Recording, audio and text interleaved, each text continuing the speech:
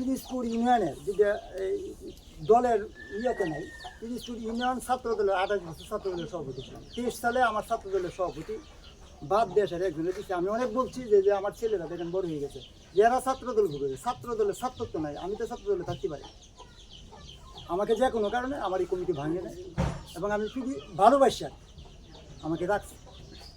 এবং আমি পিরিজপুর ইউনিয়ন বিএনপির যুগ্ম সাধারণ সম্পাদক ছিলাম, বাজিতপুর থানা ছাত্র দলে সহসভাপতি ছিলাম। এবং 95 সালে আমি বেগম খালেদা জিয়াকে নিয়ে আমার উপস্থাপনায় এখানে স্থায়ী কমিটির অনেক লোকজন ছিল এই পিরিজপুর বাজারে। আমি এই মিটিং আমি মঞ্জু সাহেবকে নিয়ে করছি। যখনই যারা আমার প্রতিপক্ষ যাচ্ছে দেখলাম বিএনপি নামদারি, তারা তখন বিএনপির জন্ম হয় না। তার বাবা 96 সালে আওয়ামী লীগকে ভোট দিচ্ছে, 2001 সালে হইল এটা বিএনপি।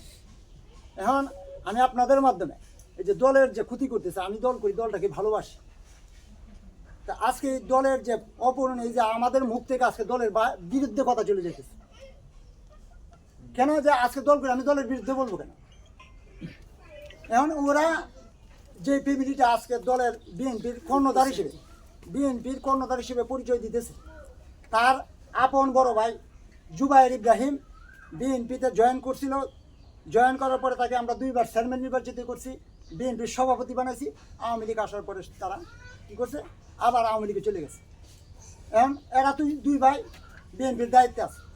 এরা বলে যে আমি আপনাকে বলি, যেটা এবার বলতে হয় যে নারায়ণগঞ্জ যেমন উসমান পরিবার, এরা এখানে ঘোষণা দিয়েছে যে বাজিতপুর কিশোরগঞ্জের বাজিতপুর পিরিজপুর হইলে যে উসমান পরিবার যে ব্যবহার করতে, উসমান পরিবারের মতো এরা দেশ চালাবে। এর প্রমাণ হইল আমি আপনার 12টার দিকে আমার এক আত্মীয় আসছে, যে আমার ভাই না, ওকে নিয়ে বাজারে গেছি। যাওয়ার পরে বাস স্টেশন যে দোকানটা, ওই দোকান থেকে আমি একটা ঠান্ডা নিতেছি দাঁড়ানো, আয়সা ও চার্জ করতেছে ওই যে উসমান পরিবারের লিটু, মাহমুদুর রহমান লিটু এবং কবির, যে ছেলে তোমার বাড়ি কোথায়। আমি তার দেখি না, আমি দোকানে ইয়ে নিতেছি, আয়সা দিকে নামতে কী হয়েছে, ও অপরিচিত।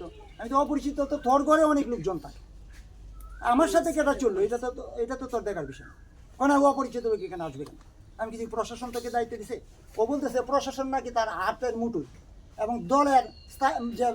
দলের যে হাইকমান্ড তার হাতের মুঠোয়। এই শামীম ওসমানের ভাষায় তারা কথা বলে। তো এই শামীম ওসমানের, এই পিরিজপুরের শামীম ওসমানের ফ্যামিলি থেকে আমরা এই যারা বিএনপি আছে, পুরানো বিএনপি, এটার পরিত্রাণ চাই এবং হাইকমান্ডের দৃষ্টি আকর্ষণ করতেছি এইসব আওয়ামী লীগদেরকে এই দল থেকে ছাঁটাই করে যেন সবাই একটা বিএনপির উর্বর ভূমি হইল বাজিতপুর নিকলে। এখানে যেন পিরিজপুর ইউনিয়ন, আপনি জানেন স্বাধীনতার পর থেকে আওয়ামী লীগ যদি 5,000 পায়, বিএনপি 10,000 পায়। এত বড় একটা ইউনিয়ন বর্তমানে ভোট হয়েছে আপনার 46,000-এর উপর। এখানে তারা যে অরাজকতা চালাইছে একের পর এক, আপনারা জান না দেখবেন যে এদের দেন দরবার থেকে শুরু করে কোন জায়গা থেকে টাকা না গেছে আপনারা তদন্ত করে দেখেন, অনেক কিছু দেওয়া যাবে। আজকে আমার উপরে ওই যে আমার ছেলেরা বলতেছে যে ভাই আপনি জান আমাদের এলাকার ছিল, আমি হুন্ডাটা টান মারছি, মারার পরে পিছন দিয়ে প্রায় 1-150 লোক নিয়ে আসে। আমি তো আর দেখি না, আমি হুন্ডা টান দিছি, আমার পিছনে বাইক ডানা বলতেছে মামা ওরা আপনাকে দূরে আসতেছে অ্যাটাক করার জন্য, যেটা দর।